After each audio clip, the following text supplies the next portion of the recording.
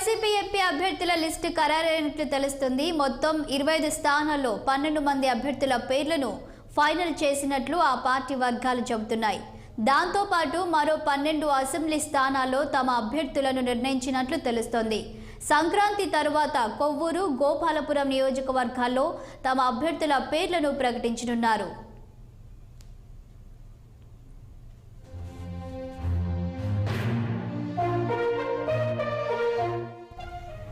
Kurnool YCP MP అభ్యర్థిగా Gummanuru Jayaram, Rajahmundry director వివి వినాయక్, విజయనగరం మజ్జి శ్రీనివాస్, విశాఖ బొత్స ఝాన్సీ, కాకినాడ చలమశెట్టి సునీల్, నంద్యాల సినీ నటుడు Ali, Vijayawada Kesineni Nani, Ongole మాగుంట్ల Srinivas, Narasaraopet Nagarjuna Yadav, Amalapuram Unnamatla ELISA, Anakapalli Kilaru Padma, Nellore Vemireddy Prabhakar రెడ్డిలు బరిలోకి దిగనున్నారు.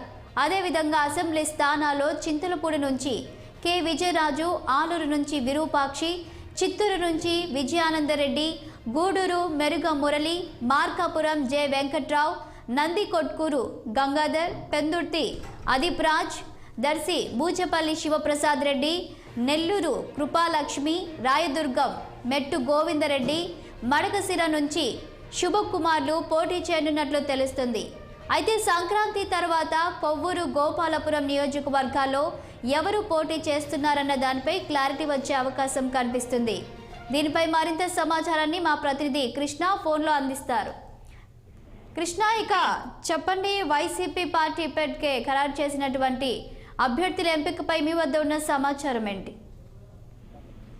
శాలిని, ఏదైతే వైఎస్ఆర్ కాంగ్రెస్ పార్టీ ఏదైతే రాబోయే ఎన్నికలను దృష్టిలో పెట్టుకుని ఏదైతే 3వ జాబితానికైతే కసరత్తు అయితే ప్రారంభించింది. గత రాత్రి మాత్రమే విడుదల చేయాల్సినటువంటి 3వ జాబితా కొన్ని అనివార్య కారణాల వల్ల వాయిదా అయితే వేసుకున్నట్టు మనకు ప్రధానంగా తెలుస్తుంది. ప్రధానంగా వైఎస్ఆర్సీపీ ఏదైతే అభ్యర్థుల మార్పు, అంటే ఇటు అసెంబ్లీ అభ్యర్థులతో పాటు ఇటు పార్లమెంట్ అభ్యర్థులపై కూడా బాగా కసరత్తు చేసినట్లు మనకు ప్రధానంగా తెలుస్తుంది. రాత్రి తీసుకున్నట్లయితే మనకి ఏదైతే ఫైనల్, అంటే ఏదైతే దాదాపుగా వైఎస్ఆర్ కాంగ్రెస్ పార్టీ ఖరారు చేసే అభ్యర్థులు అయితే మనకైతే ఇప్పటికే అధిష్టానం నుంచి అయితే మనకైతే కొన్ని లిస్ట్ అయితే మనకు వచ్చింది. ప్రధానంగా తీసుకున్నట్లయితే పార్లమెంట్ సభ్యులు దాదాపుగా 12 మంది పార్లమెంట్ సభ్యులు, 11 అసెంబ్లీ స్థానాలకైతే ఇప్పటికే వైఎస్ఆర్సీపీ అయితే కసరత్తు చేసినట్లయితే మనకు ప్రధానంగా తెలుస్తుంది. దీంతో పాటు ఏదైతే కొవ్వూరు కానీ గోపాలపట్నం కానీ ఈ రెండు కూడా సంక్రాంతి తర్వాత ఆ పేర్లు కూడా వెలువరిస్తారని చెప్పేసి మనకు అధిష్టానం నుంచి అందుతున్న సమాచారం. ప్రధానంగా తీసుకున్నట్లయితే దీంట్లో ఇప్పుడు నంద్యాల నుంచి సినీ నటుడు ఆలీ, ఇటు రాజమండ్రి పార్లమెంట్ సభ్యులుగా వివి వినాయక్ పేర్లు అయితే మనకి సినిమా ఇండస్ట్రీ నుంచి అయితే మనకి ఇద్దరిని అయితే ఖరారు చేస్తున్నట్టు మనకు ప్రధానంగా తెలుస్తుంది. ఏదైతే మొదటి నుంచి కూడా అనుకున్న విధంగా బొత్స సత్యనారాయణ సతీమణి మాజీ ఎంపీ బొత్స ఝాన్సీ అయితే విశాఖపట్నం ఎంపీ అభ్యర్థిగా అయితే ఇప్పటికే ఖరారు అయితే చేశారు. అదేవిధంగా విజయవాడ తెలుగుదేశం పార్టీ పార్లమెంట్ సభ్యుడిగా ఉన్నటువంటి కేసీఆర్ నాని అయితే తెలుగుదేశం పార్టీకి రాజీనామా చేసి వైఎస్ఆర్ కాంగ్రెస్ పార్టీ తీర్థం పుచ్చుకున్న విషయంతో మనకు తెలుస్తారండి. ఈ నేపథ్యంలో కేసీఆర్ నానికి విజయవాడ సీటు కూడా ఖరారు చేస్తున్నట్టు మనం ప్రధానంగా తెలుస్తుంది. దీంతో పాటు ప్రస్తుతానికి మంత్రిగా కొనసాగుతున్నటువంటి గుమ్మనూరు జయరాంని ఈసారి పార్లమెంట్ కి పంపిస్తున్నట్లు మనకు ప్రధానంగా సమాచారం అందించాలని.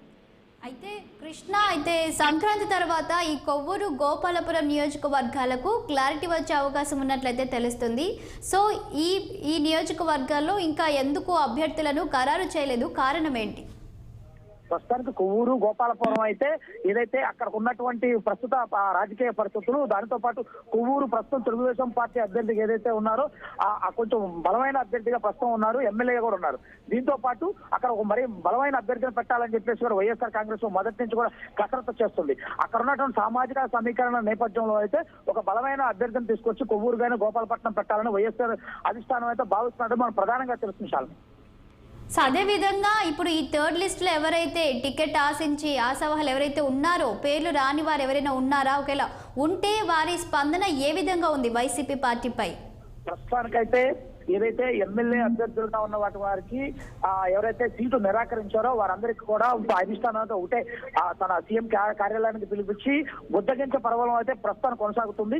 దాదాపు రాష్ట్రంలో ఉన్నటువంటి వైఎస్ఆర్ కాంగ్రెస్ పార్టీ ఎవరైతే ఆశావహులు ఉన్నారో ఆశావహులతో పాటు ఎవరైతే ప్రస్తుతం సిట్టింగ్ ఎమ్మెల్యేలుగా ఉన్న అభ్యర్థులు వారందరికీ సీటు నిరాకరించిన విషయాన్ని వారు సీఎం కి క్యాంప్ కార్యాలయానికి రావటము, సీఎం క్యాంప్ కార్యాలయం అంటే బుద్ధగించల పర్వం.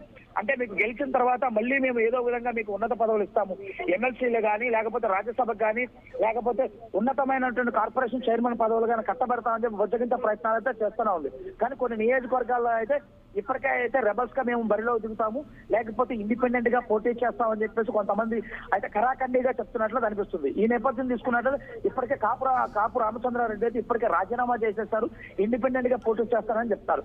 దీంతో పాటు ఇప్పటికే కృష్ణా జిల్లాలో ఉన్నటువంటి ఏదైతే పార్థసారథి ఉన్నారో పార్థసారథి కూడా అయితే రేపు గుడివాడలో జరగబోయేటటువంటి కదలరా సమావేశంలో కూడా సైకిల్ తీర్థం పుచ్చుకున్నట్లయితే మనకు ప్రధానంగా తెలుస్తుంది. ఇప్పటికే అనేక పర్యాయాలు పార్థసారథిని అధిష్టానం బ్రతిమలాడిన సైతం ఆ పార్థసారథి తెలుగుదేశం పార్టీ వైపు మొగ్గు చూస్తున్నట్టు మనకు ప్రధానంగా తెలుస్తుంది. Thank you Krishna.